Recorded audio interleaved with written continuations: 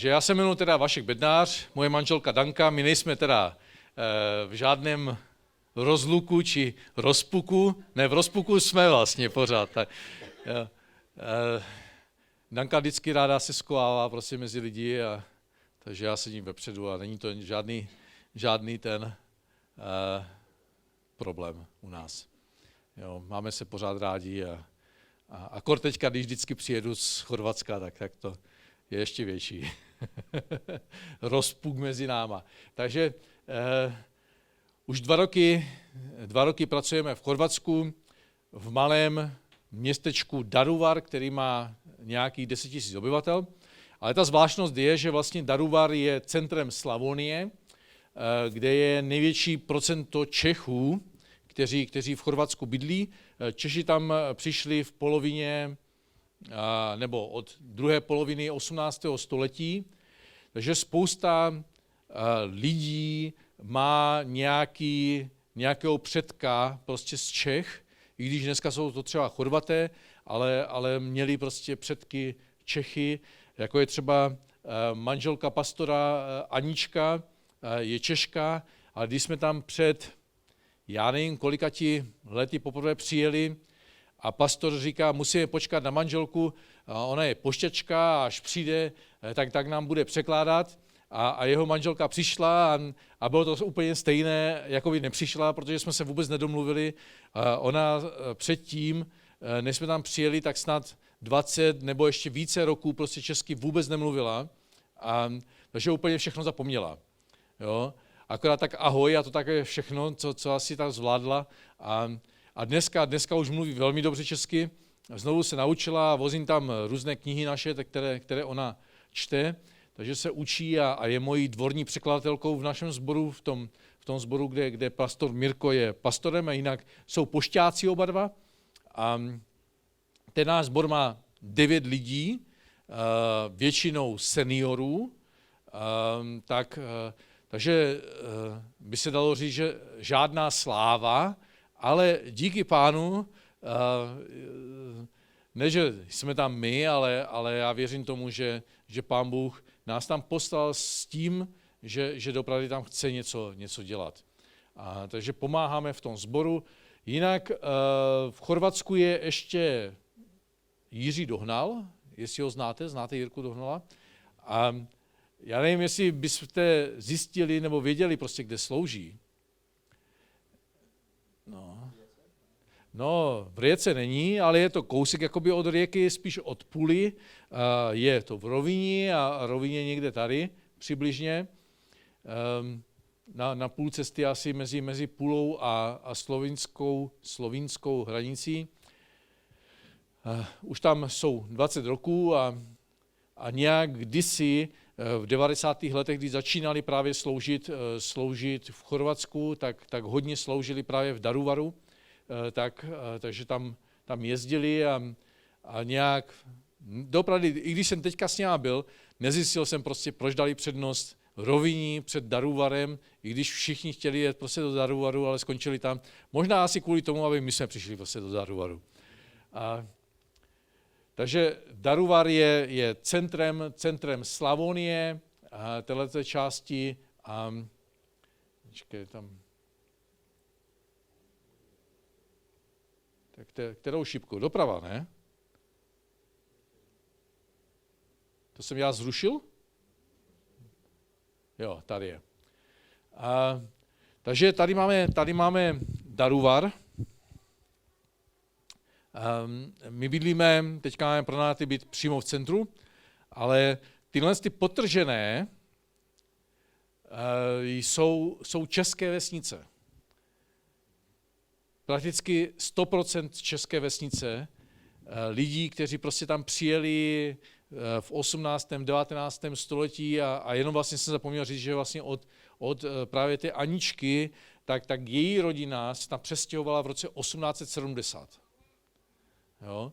Ani se nepamatuje prostě odkud, prostě z Čech přišli tam a bylo to za Rakouska, Uherska, nějaký grof Jankovič, který měl v Daruvaru velkostatek anebo zámek, tak vlastně zval za Rakouska a Uherska právě Čechy, aby se přestěhovali tam, dali jim půdu, hlavně teda zvali řemeslníky, kteří něco umí a takže do těchto prostě oblastí se stěhovali Češi a doopravdy by se dalo říct, že mnohé z těch vesnic jsou dneska pořád 100% české vesnice, kde se mluví česky, mají tam české školy, jo, nebo českou školku, třeba, jo, tady je Končenice, to je velká vesnice, okolo 5000 obyvatel a je tam jak česká školka, tak i česká škola. Jo, u nás je taky školka i škola,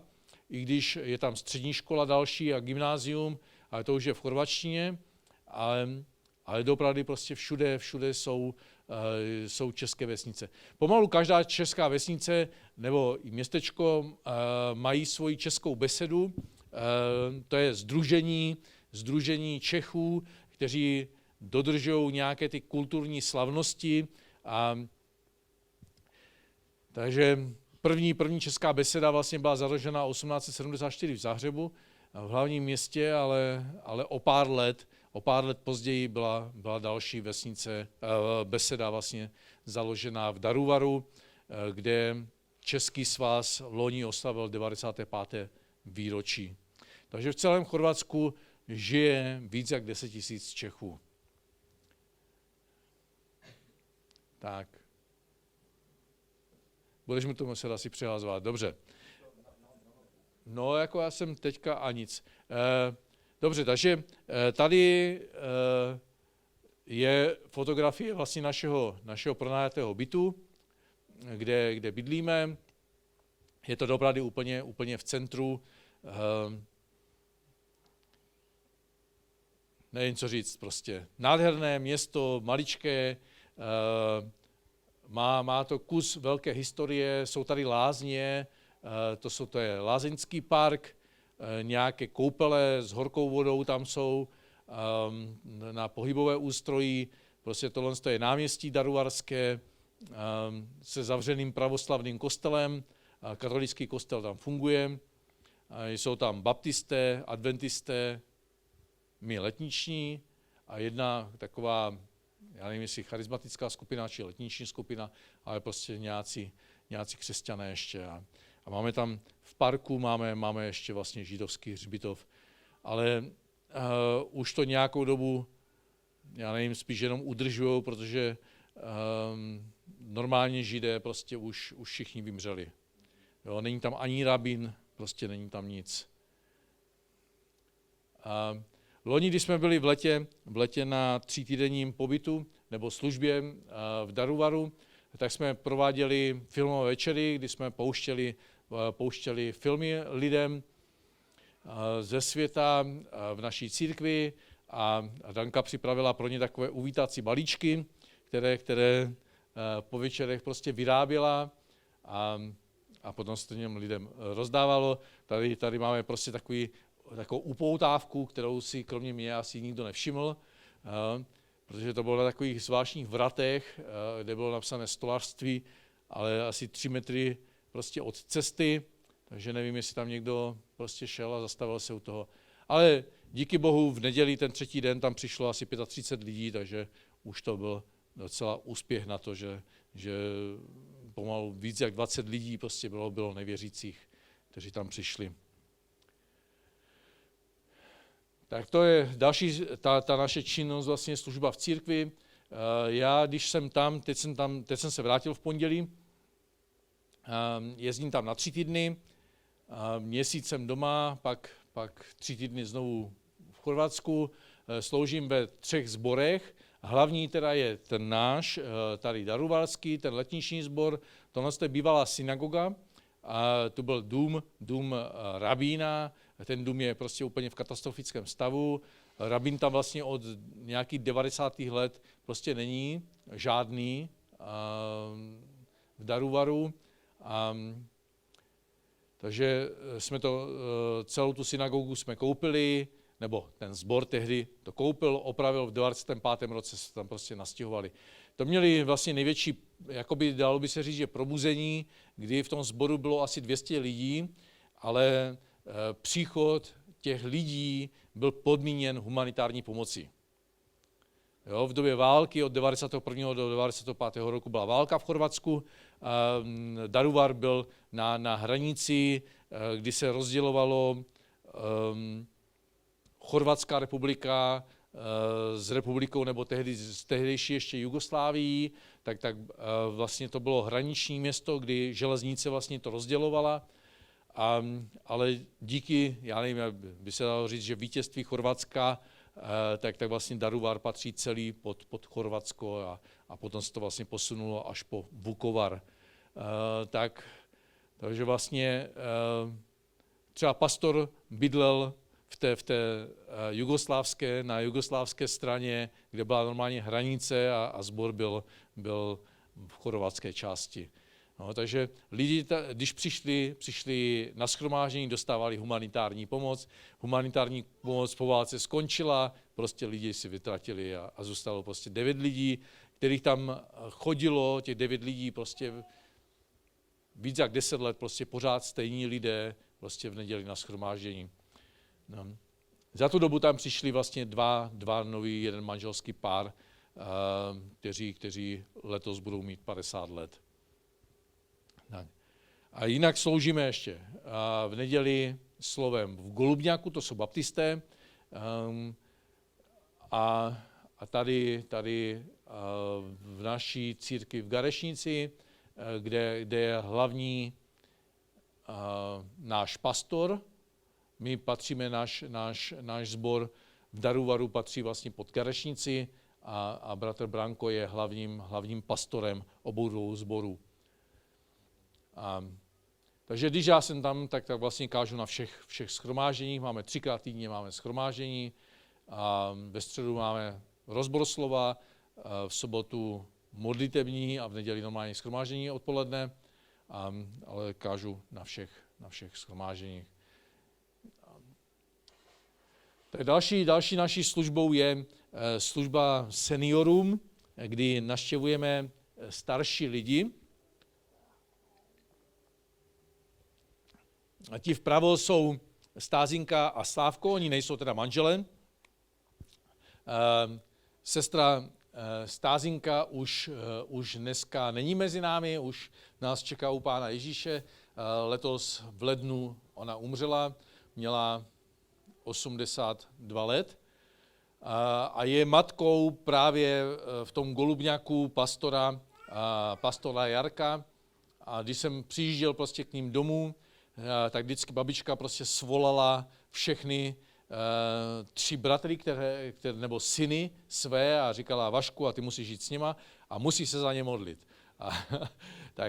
Takže nakonec prostě mě přijala jako jednoho ze synů a tak jsem byl vděčný Pánu za tu milost, nádherná babička a rád jsem si s ní povídal, vyprávěla prostě o životě v dětství, jak se stala křesťanem, jak se setkala s Ježíšem a s nepochopením, kdy její vrstevníci prostě na ní ukazovali palcem jako na tu největší, nechci říct hříšníci, ale prostě jako na ulítlou.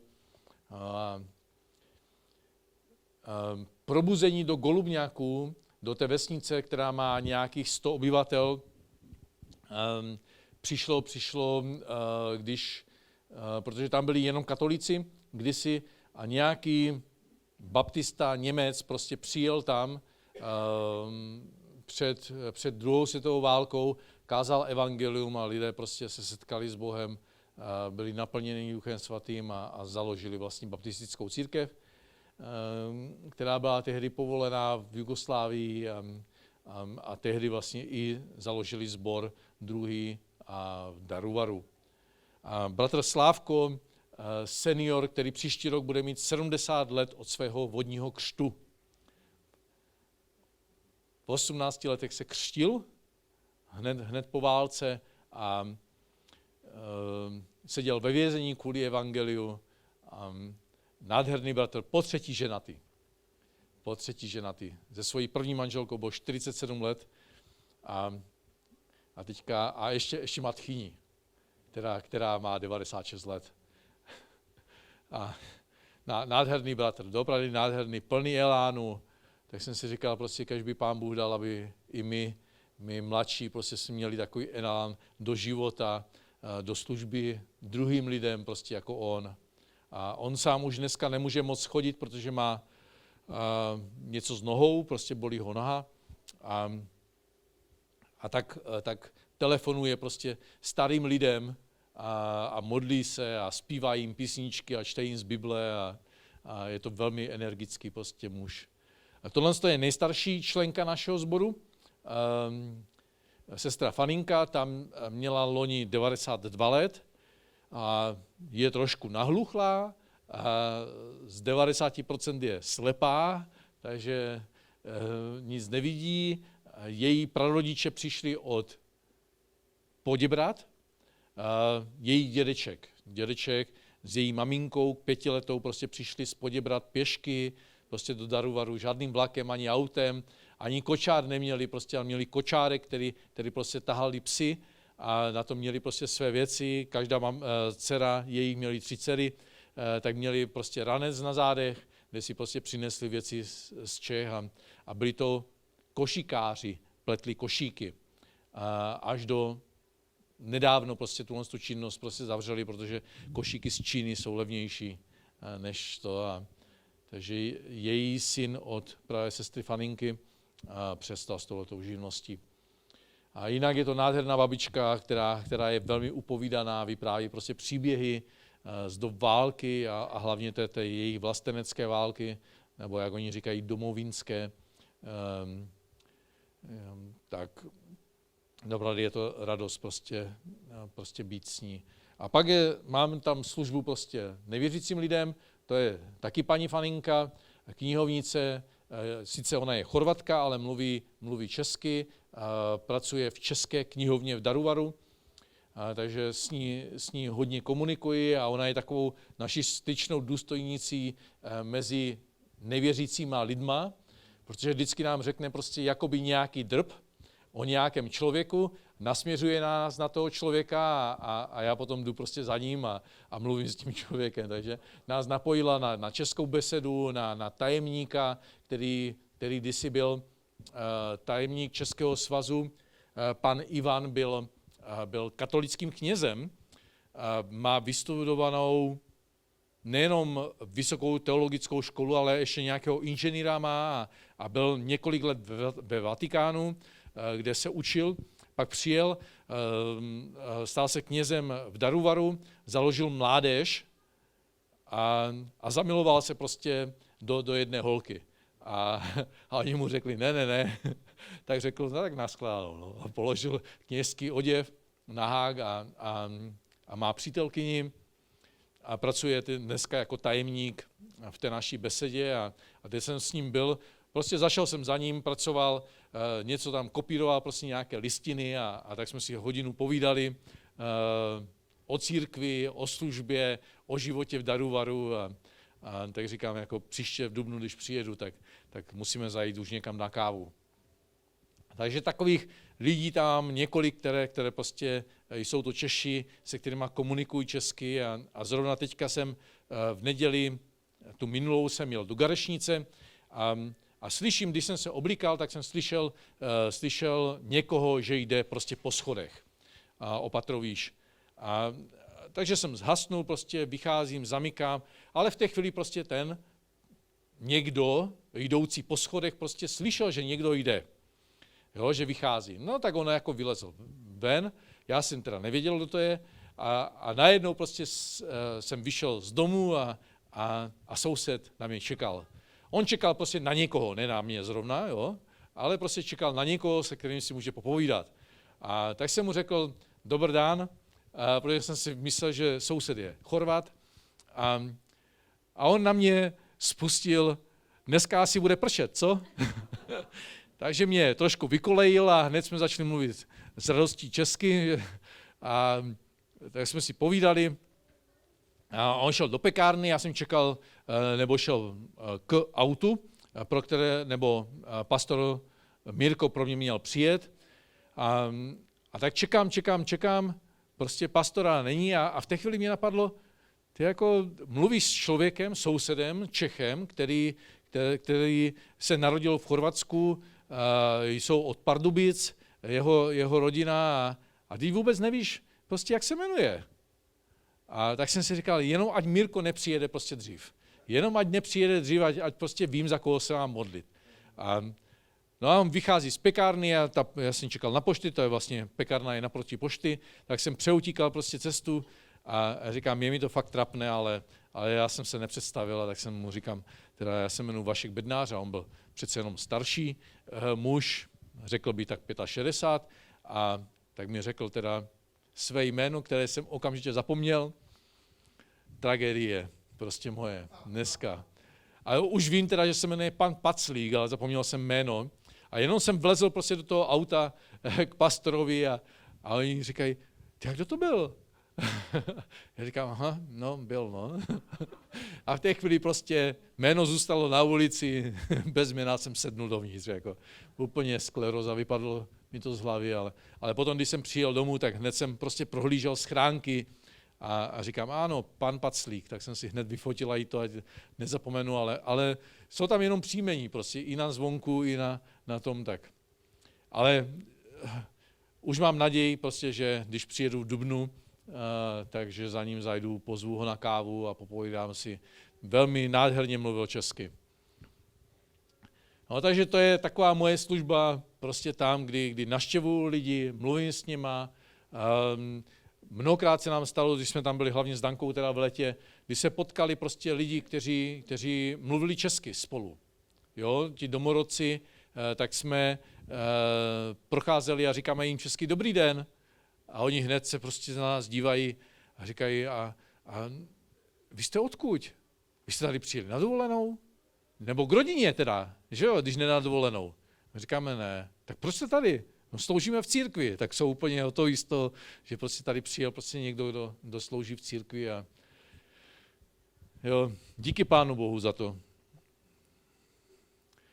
Jo, to jsou právě babička Stázinka je maminkou, právě tady je Jarko, pastor Golubňáků s manželkou, tady je Božidar, který mě překládá taky, a bratr Danko, on právě bydlí teďka v Rijece, ale koupil dům v Daruvaru, je to třetí syn, takže oni mají prostě takové různé setkávání těch rodin, prostě docela často, takže jsme jedli rybičky morské. Velmi dobré. Takže oni opravdu dodržují prostě různé tradice. Jo, tohle je právě z toho 95. výročí Českého svazu, kdy mě prostě pozvali a teďka tam už chodím preventivně sám se dívat, kdy jsou prostě nějaké já nevím, ať to je prostě divadlo a folklor a různé zpívání, kdy to je právě místo, kde se nejvíc člověk může prostě seznámit prostě s druhýma lidma. Jo. Já nevím, tady je pan Bílek, je to Čech, teda nevím odkud, bydlí ale v Končenících ve vesnici za Daruvarem. Jeho manželka prodává med v Daruvaru, se kterou jsme se seznámili. Ještě dříve teda než s manželem, ještě s manželem jsem teda nemluvil. A on je velvyslancem nebo zástupcem Čechů v chorvatském parlamentu, jako poslanec. Jo. Je tam tajemník, velvyslance, to je tenhle ten pán a další prostě jiní lidé. A tohle je paní Libuše, předsedkyně Českého svazu. No a to jsou jedna z těch prostě, já bych řekl, že kromě dnů města a dnů státnosti, prostě jinak všechny prostě svátky dělají Češi. Folklor a nejlepší je prostě, že pomalu všichni se mě ptají, a na šlágr se díváš? Vím, že asi někteří prostě chápete, o co se jedná, a já jsem prostě vždycky říkal, jako kdybyste řekli prostě nějakou pořádný prostě rockec, ale prostě na tohle nebo já nevím, které prostě ty stanice jsou hudební, ale zrovna na šlágr, to je prostě odvar kávy, které já nepiju. Jo, možná, že kdybych byl prostě tady z Hradiště, tak bych řekl prostě jo, dobře. Jo, folklor je něco prostě, co my Slezáné nemáme, jo, ale tak všude prostě se zpívají prostě ty české národní písně. V každé té besedě mají prostě svoji starou hudební kapelu, prostě co zpívají právě ty starší písně a nebo i ve školách. Teďka jsem byl na návštěvě u toho bratra Jarka a jeho dcera, která chodí do 8. třídy, tak vytáhla zpěvník, který má od 5. třídy zpěvník. Napsané české písničky a ptá se, a tuhle tu znáš? A začala jí zpívat. Já říkám, ne. A tuhle tu znáš? Ne. Až tam byly nějaké černé oči, či co to bylo zač, tak říkám, tak tuhle tu znám, ale zaspívat bych ji nemohl. Vlastně, a já bych řekl, že nějaký 80% písniček jsem vůbec neznal, jako, ani jsem je nikdy neslyšel. Jo? Takže dožínky prostě tam jsou doopravdy ve velkém, v každé té besedě, prostě každý rok prostě se to nějak mění. Jo? Kdy to bylo loni to bylo 90. výročí dožínek jsme měli. No, a to zrovna bylo v Daruvaru, jinak to nebylo v srpnu, jo, to je červenec. Jo, taky musí mít Chorvaté něco jiného. No, takže je to prostě srpen mají červenec, i květen mají jinak a ještě myslím, že je jeden měsíc, listopad je říjen. Jo. Jo, tak jo, to je konec. Děkuju moc. Tak. Já si to teďka tady nachystám. Jak se jinak máte?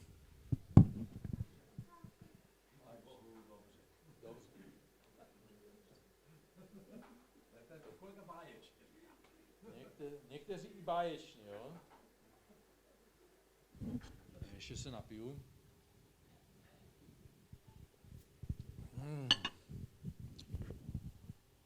Tak.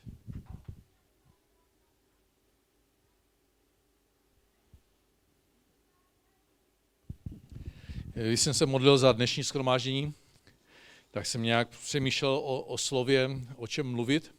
V kolik bude konec? Jo? A já můžu kázat klidně i 2 hodiny. V kolik? V 11? To paní překladatelka musí být rychlejší, než já, aby mohla... Jo, dobře, 1-2 minuty, jo, takže dobře, budu se snažit. Ano. Dobře, budeme číst 1. Samuelovi 3. kapitoly od 1. do 10. verše. Velmi známé místo z Bible a od 1. verše. Mládenec Samuel vykonával službu v Hospodinovu pod dohledem Elího. V těch dnech bylo Hospodinovo slovo vzácné a prorocké vidění nebylo časté. Jednoho dne ležel Elí na svém místě. Oči mu začaly pohasínat, takže neviděl. Boží kahan ještě nezasl. A Samuel ležel v Hospodinově chrámě, kde byla Boží schrána. Hospodin zavolal na Samuele. On odpověděl, tu jsem, a běžel k Elímu a řekl, tu jsem, volal jsi mě? On však řekl, nevolal jsem, lehni si zase. Šel si tedy lehnout. Od 8. verše. A znovu po 3. zavolal Hospodin Samuela. On vstal, šel k Elímu a řekl, tu jsem, volal jsi mě? Tu Elí pochopil, že mládence volá Hospodin. I řekl Elí Samuelovi, jdi si lehnout, jestliže tě zavolá, řekneš, mluv, Hospodine, tvůj služebník slyší. Samuel si tedy šel lehnout na své místo a Hospodin přišel, stanul a zavolal jako předtím. Samueli, Samueli. Samuel odpověděl, mluv, tvůj služebník slyší. Když jsem přemýšlel nad tímhletím místem písma, které jsme četli, tak jsem si všiml jedné zvláštní věci, že Elí a Samuel nespali na jednom místě. Každý spal prostě někde jinde. Nevím, jestli to bylo jakoby modlitebná, ale prostě Elí spal prostě na místě, prostě vedle místnosti nebo ve vedlejší místnosti. Protože Samuel musel slyšet jakoby Eliho, když mluvil. Ale další věc je, že Samuel byl na místě, kde byla schrána, kde byla boží přítomnost. V nějaké koncentrované, úplně hmatatelné přítomnosti, protože Pán Bůh prostě k němu mluvil. A já jsem hodně nad tím přemýšlel, že jaké to muselo být prostě nádherné místo, kde sám Bůh prostě přibýval v té místnosti.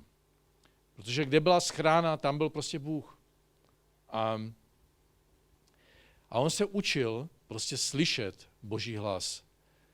Na to, že my, když nemáme vedle sebe prostě schránu, ale máme Ducha Svatého, který v nás přebývá, to je taková schrána naše, ale nemáme tu fyzickou, jo, kde prostě Pán Bůh se snaží k nám mluvit, ale my ho často neslyšíme. A přemýšlel jsem nad tím, prostě proč tohle je, že naše uši jsou zavřené a neslyší, když k nám Pán Bůh mluví. A zjistil jsem, nebo tak jsem si říkal, že asi to může být z toho, že jsme hodně zaneprázdnění dneska. Že náš život je tak extrémně rychlý, že málo kdy prostě můžeme v tom našem běhu, spěchu slyšet Boží hlas. Máme tam jednu sestru, která stále říká, prostě jak je unavená, prostě kolik má práce a od rána prostě do noci prostě pracuje. Ona nepracuje, jak bys tomu dal říct, jako v práci, ale mají dům a stará se prostě o různé lidi, o sousedy.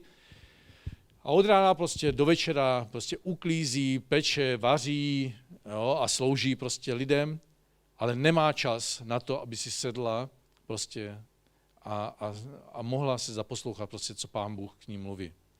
A ještě horší je situace, když ona je trošku knihomilka, velmi ráda čte knihy a říká, že prostě při tom všem ještě čte hodně knihy, které si myslím, že ne vždycky jsou ty správné pro mladého, znovuzrozeného křesťana, protože oni chodí do církve asi 3 roky a potom mají prostě různé divné názory, protože tam ten to řekl tak a tak. A já říkám, ale je potřeba číst Bibli. Na to nemá čas. Ale má čas si sednout a otevřít si knihu. A říkám, tak potom se nemůžeš divit, že prostě Pán Bůh k tobě nemluví. Jo? Potřebuješ mít prostě čas na to si sednout, otevřít si Bibli a prostě začít se učit, poslouchat prostě, co Pán Bůh k tobě mluví. Přitom všem je člověk i fyzicky unaven a málo kdy v tomhletom prostě čase, kdy jsme unavení, tak jsme schopni prostě slyšet, co k nám Pán Bůh mluví. My když jsme se stěhovali z jednoho paneláku do druhého a museli jsme tu akci udělat prostě během 3 měsíců, a já jsem si zvykl na to, že ráno prostě stávám docela brzo a čtu Bibli, ale v té chvíli, prostě, když jsme se stěhovali, tak jsem nebyl schopen, i když jsem četl Boží slovo, ale neměl jsem prostě jakoby ten čas, nebo jak bys tomu dal říct, z toho důvodu, že jsem byl prostě fyzicky hodně unavený, tak nějak jsem nemohl slyšet, co Pán Bůh by chtěl ke mně mluvit. Někteří lidé jsou duchovně unavení a říkají, že si potřebují odpočinout od Boha. Já nevím, jestli vy jste to slyšeli tady, ale já to sem tam slyším. Že potřebují si lidi prostě úplně odpočinout od Boha, od církve. A já říkám, no a jak dlouho to má být trvat, že si musíš odpočinout. Jo? A jsou takoví lidé. Pak další překážkou je prostě, když máme nepokoj v domě. Že se hádáme prostě s našimi dětmi, anebo řekněme s rodiči, nebo mezi manželi. To nepřináší prostě to, aby se mohli slyšet Boží hlas. A potom je to ta každodenní starost. Dneska prostě lidé jsou bez zaměstnání, na sociálních dávkách, jo, jak přežít prostě další den. A někdy to může být náš samotný hřích, který zavírá prostě to, aby jsme slyšeli. slyšeli Boha. Bůh chce, aby jsme se mohli zastavit v tom našem prostě extrémním běhu a mohli slyšet, prostě, co Pán Bůh k nám mluví. Budeme číst příběh znovu z 1. Samuelovi, je to z 9. kapitoly o tom, jak ještě ne králi Saulovi, ale ještě Jinochu, jeho otci se ztratili osly nebo oslice a on a jeho kamarád šli ty osly hledat a tak procházejí, prostě hledají, pořád nic nenalézají a ten jeho kamarád mu říká, pojďme, tady je prorok, prostě on nám řekne, kde ti osly jsou. A je to, budu číst teda z 9. kapitoly, 26. a 27. verš. A tam je napsané, za časného jitra, když vycházela jitřenka, zavolal Samuel na Saula na střeše. Vstaň, propustím tě. Saul tedy vstal a oba, on i Samuel, vyšli ven. Sestupovali k okraji města, tu řekl Samuel Saulovi, řekni mládenci, ať jde před námi. A když je předešel, tak mu řekl Samuel, a ty se na chvíli zastav, ohlásím ti Boží slovo.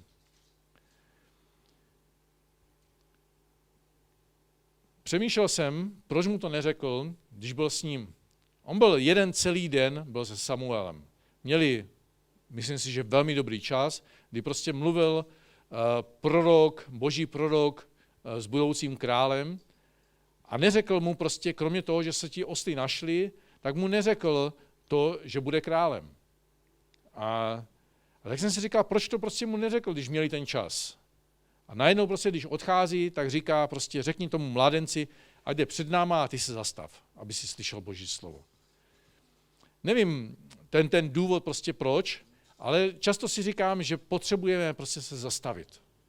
Zastavit, aby jsme byli schopni prostě slyšet, co Pán Bůh k nám říká. Protože když jsme rozlítaní a přemýšlíme prostě o jiných věcech, tak Pán Bůh k nám nemůže mluvit. Já nevím, jestli se vám stává, když čtete Bibli, že u Bible přemýšlíte prostě nad různýma věcma. Stává se vám to? Mně se to stává. A najednou prostě čtu a říkám si, co jsem to vůbec četl. A tak se vracím prostě na to místo, které si pamatuju, že jsem četl. Jo? A od toho místa znovu pokračuju, jo? Aby mi prostě to navazovalo. Jo? I dneska ráno prostě jsem měl úplně stejný moment, kdy jsem začal přemýšlet, já nevím už o čem, jo? Prostě, já nevím, řekněme o cestě tady k vám, jo? A prostě vypadlo mi prostě nějakých 5 řádků z Bible, jo? A vůbec jsem nevěděl prostě, co čtu. Jo? Tak jsem hledal to místo, prostě, které jsem si pamatoval a znovu jsem od toho jako pokračoval, aby to pro mě mělo vůbec smysl. Jo? A to se mi stává často. Nebo když se člověk rozhodne, že chce se jít modlit, tak v té chvíli musí neodkladně vysávat. Jo? Nebo umí nádoby. A já nevím, co všechno. Jo? Že většinou prostě, když se pro něco takového duchovního prostě člověk rozhodne, tak najednou prostě mu do hlavy prostě přijdou ty myšlenky, co je potřeba ještě udělat, protože jsme to neudělali a pak už to neuděláme a samozřejmě, že když jdeme vysávat, tak prostě je konec s modlením a už se na to úplně zapomene. Potřebujeme prostě se zastavit, aby jsme byli schopni slyšet Boží hlas. Přemýšlel jsem nad tím, jak Pán Bůh k nám hovoří, k nám lidem.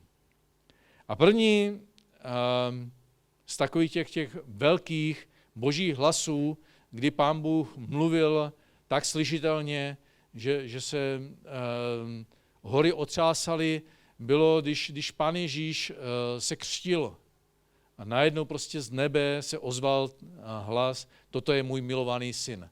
Ale ve všech místech, které jsem četl, tak tam to nějak s těma lidma prostě nějak zvláštně zahýbalo. Prostě to slyšeli a šli asi dál. A tak jsem hledal prostě jiné místo a to je napsané na hoře proměnění, kdy Pán Ježíš, Jan, Petr, mi to teďka vypadlo, Jakub, ano, 3, z učedníků prostě byli s Pánem Ježíšem na hoře proměnění, se jim zjevil Mojžíš s Eliášem a když Bůh, Otec, prostě k ním promluvil, toto je můj milovaný syn, tak je tam napsané prostě, že oni padli tváří na zem a třásí se hrůzou. A myslím si, že to je to, co prostě většinou tohle vypůsobí, když prostě Pán Bůh z nebe promluví prostě takovým tím autoritativním hlasem, tak prostě člověk nemůže zůstat stát a padá na zem.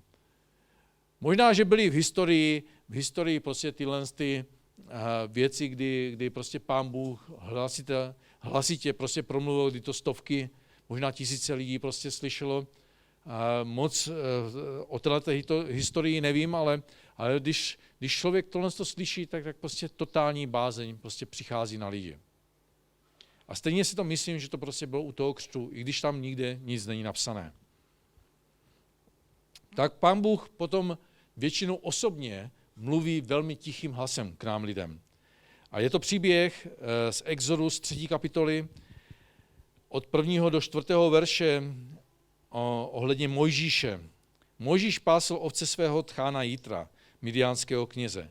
Jednou vedl ovce až za step a přišel k Boží hoře k Horébu. Tu se mu ukázal Hospodinův posel v plápolajícím ohni uprostřed trnitého keře.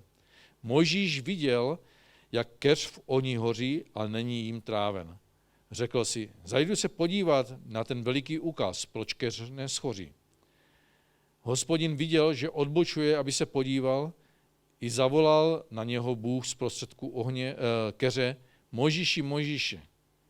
On odpověděl, tu jsem. A když čtete celý ten příběh, tak tam není prostě to, že by prostě padnul na tvář a třásl se prostě strachy. Ale to, že prostě Pán Bůh s ním mluvil jako s přítelem. On říká, prostě sundej si obuv, protože to místo, na kterém stojíš, je svaté. A je to prostě úplně jiný rozhovor, než to, jak zahřměl, prostě toto je můj milovaný syn. A lidé prostě padli na tvář a děsili se. Mně se to hodně líbí. Prostě jak Pán Bůh mluví k lidem, k nám, kdy prostě sděluje konkrétní věci, aby udělal. I v tomhletom příběhu je prostě znatelné, že věděl Pán Bůh o Mojžíši, o jeho problému, který má, že koktá, že neumí mluvit, že potřebuje prostě někoho, kdo je byl jeho takovým tím tiskovým mluvčím, že mu to řekne nebo pošeptá do ucha a prostě ten druhý člověk mu to řekne. A v tom příběhu, když to budeme číst dále, tak vidíme, že Pán Bůh už mluvil prostě s Áronem. Jo, protože Áron vychází z Egypta a jde na tu poušť, jo, a jenom Mojžíš domluví s Bohem, tak se setkávají. Jo. A to určitě nebylo prostě hodinu cesty z Egypta. Tam, kde byl. Že to prostě trvalo nějakou dobu. Takže Pán Bůh už věděl prostě o tomhletom problému, jaký Mojžíš má a už dopředu prostě mluví k Áronovi a Áron poslouchá a jde, nebo poslechne a jde do Midiánské pouště a prostě mluví potom s Mojžíšem a vracejí se zpátky do Egypta. Dalším, jak Pán Bůh k nám mluví, je skrze vidění. To není místo, kde bychom spali jako sen, ale prostě místo, kde se člověk může modlit a najednou prostě má zjevení nějaké. A je to velmi známý příběh, je to ze Skutku 9. kapitoly od 10. do 18. verše ohledně učedníka Ananiáše, když Saul tehdy jako, já nevím, jak by se tomu dalo říct, prostě člověk, který měl poručující dopisy na to, aby zavíral křesťany, a Pán Bůh se s ním na cestě do toho Damašku setkává, otvírá mu oči a prostě posílá ho do Damašku napůl slepého, nebo spíš úplně slepého.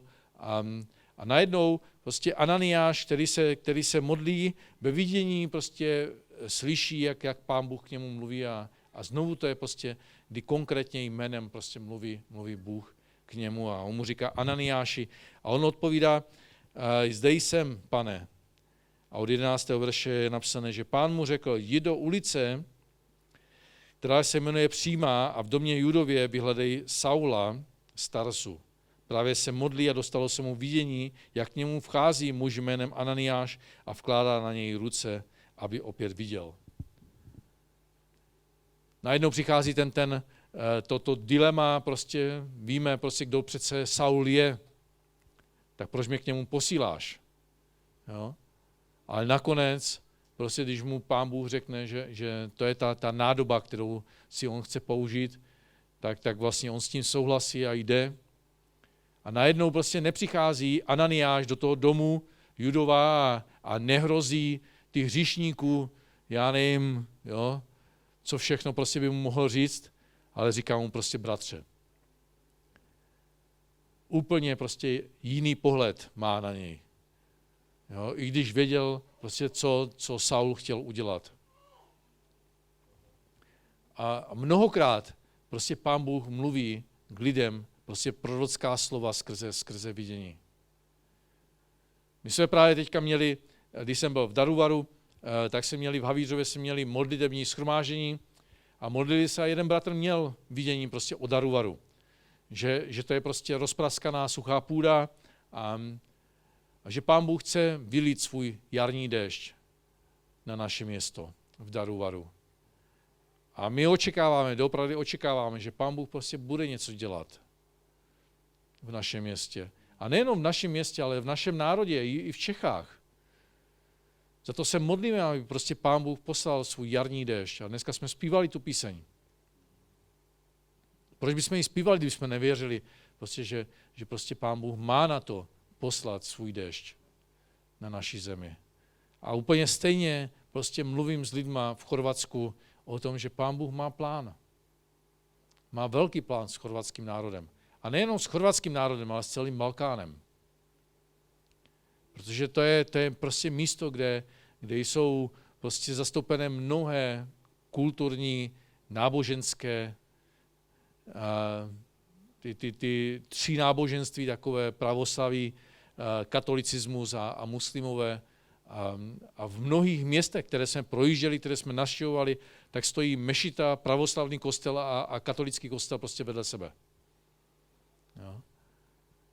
Ale to je jenom do času, než tam znovu vypukne třeba nějaká válka. Ale my se modlíme prostě, aby Pán Bůh se smiloval nad Balkánem a vůbec nad Bosnou, kde to nejvíc hrozí. Takže Pán Bůh k nám mluví skrze vidění. To nejsme, prostě nespíme, ale prostě máme konkrétní prostě nějakou vizi nebo sen, ale u toho nemusíme spát. Potom k nám mluví skrze Ducha Svatého. A známý příběh o vyslání Saula nebo budoucího apoštola Pavla s Barnabášem, když vlastně byla církev, měli shromáždění a najednou Duch Svatý prostě k ním promluví ke starším, aby oddělili Barnabáše a Saula k dílu, k čemu že povolal. A myslím si, že to nebylo pouze to, že by to, já nevím, řekněme, pastor slyšel ten hlas, ale že to bylo vlastně všichni ti starší prostě nějak vnímali, že to mají udělat. Že to bylo prostě takové možná slyšitelné.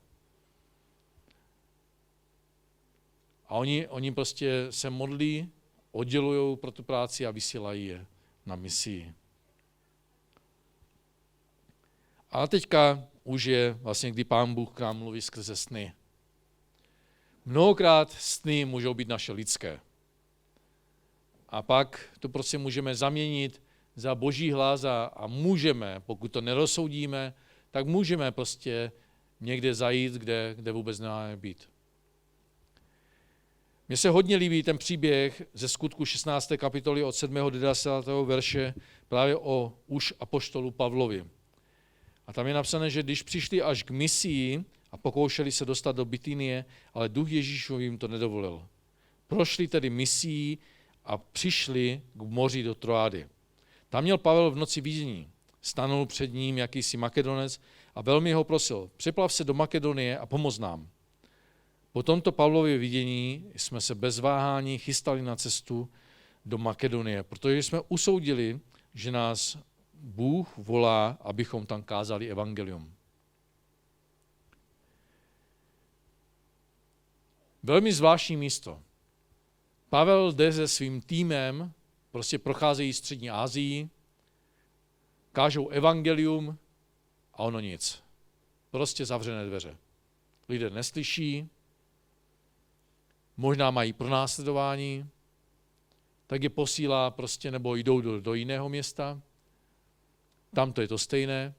Najednou přicházejí do nějaké Bitynie, a kde je napsané, že jim dokonce duch Ježíšův zakázal, nebo jim zavřel dveře.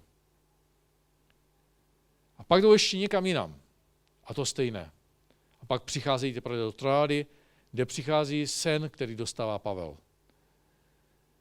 Já nevím, jak by my jsme v dnešní době prostě se tvářili, kdyby jsme jako tým lidí, já nevím, kolik lidí prostě bylo s Pavlem v té chvíli, a prostě šli jsme od města k městu, určitě by to nás to něco stálo, to nebylo zdarma, ta procházka různými městy, ale potřebovali bychom mít ubytování, jídlo a já nevím, co všechno ještě, možná nějakou obuv koupit novou, no, a najednou prostě nic.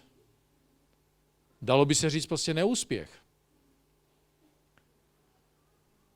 Možná někteří prostě by to takhle zhodnotili, že jsme totálně selhali.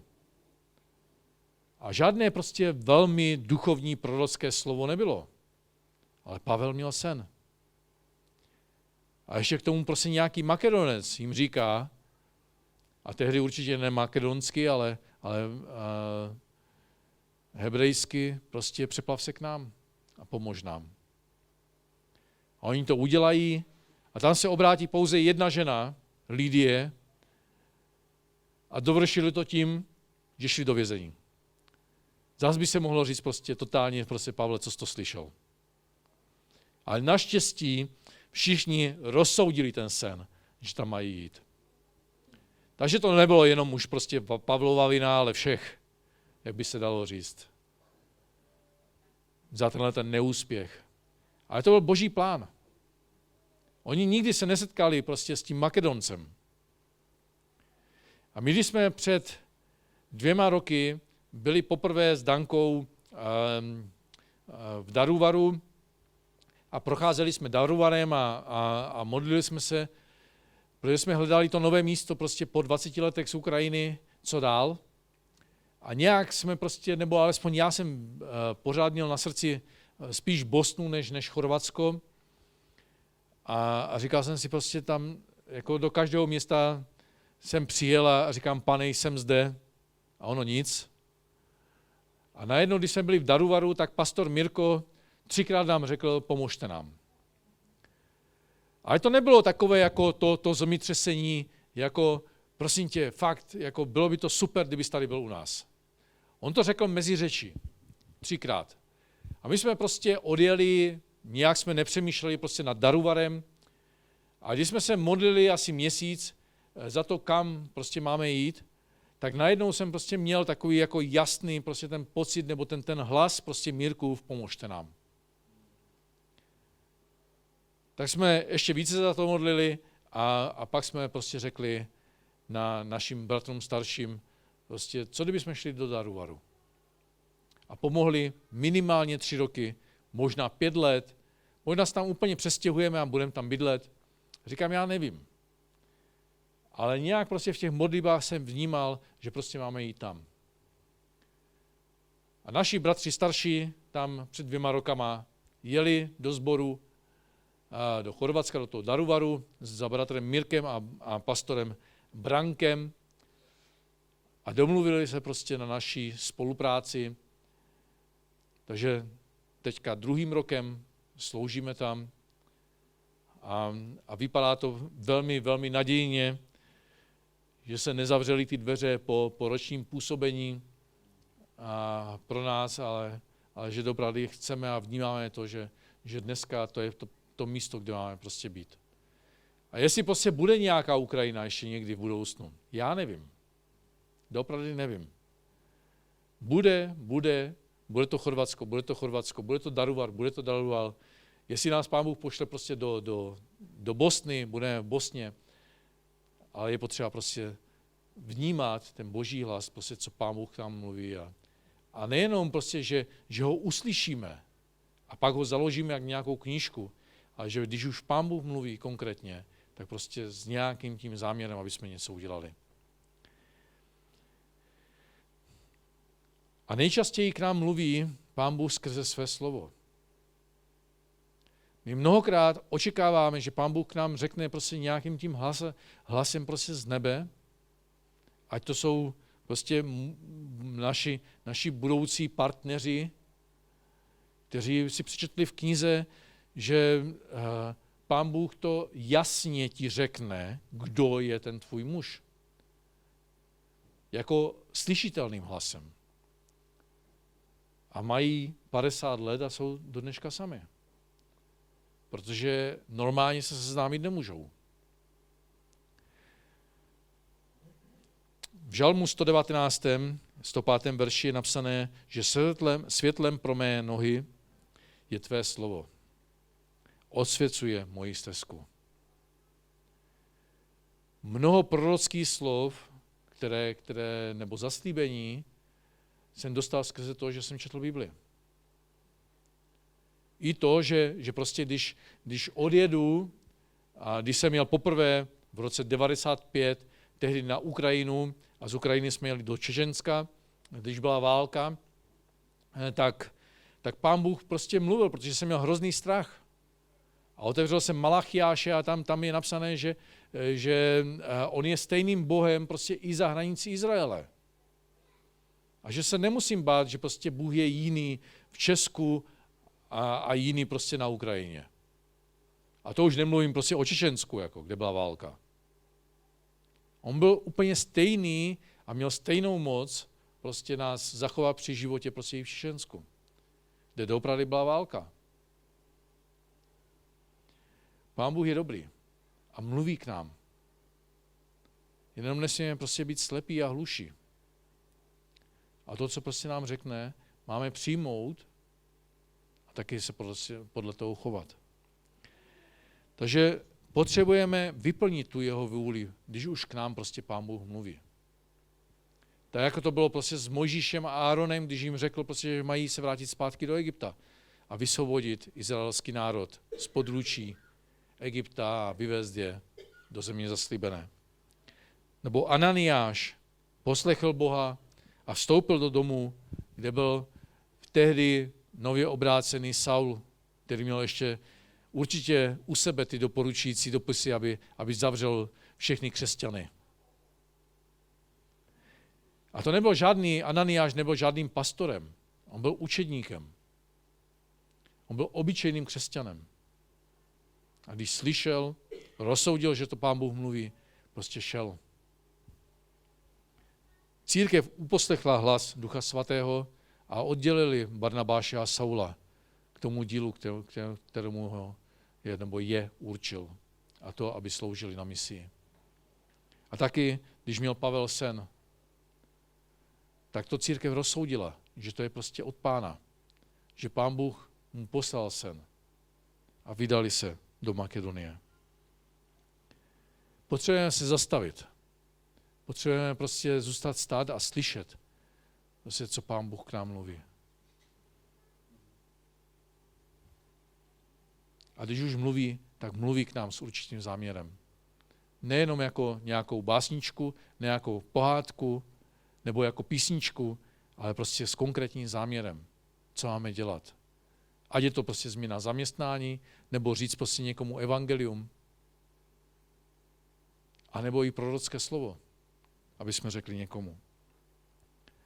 Připravme svého ducha k tomu, aby jsme mohli slyšet jeho hlas. A taky si udělejme čas na to, aby k nám Pán Bůh mohl mluvit. Protože když budeme ulítaní, tak prostě nemůžeme slyšet jeho hlas.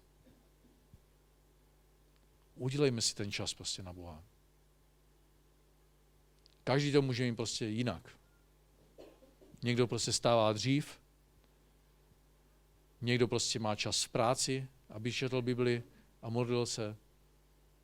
Někdo prostě má ten svůj nejlepší čas prostě večer. Ale potřebujeme mít ten čas na Boha. A chtít, aby Pán Bůh k nám mluvil. Amen? Amen. Drahý Pane Bože, já ti chci poděkovat za tu nesmírnou milost, kterou ty jsi nám dal, že můžeme být, Pane, v této církvi a že ty jsi svoji církev povolal jít do tohoto města. Pane, děkuji ti za to, že byli lidé, kteří slyšeli tvůj hlas o tom, že je potřeba prostě založit sbor tady v tomto městě a zachraňovat lidi v celém okolí. Pane, tě prosím o to, Pane, ať jsme církví, která slyší tvůj hlas. Ať jsme církví, která se zastaví a slyší to, co ty říkáš pro dnešní dobu. Prosím tě o to, králi můj. Požehnej každého jednoho z nás, Pane. Prosím o to, Pane. Pane, dej nám milost, aby jsme dopravili, Pane, si našli čas na tebe. Haleluja. Pane, požehnej, Pane. Amen. Amen.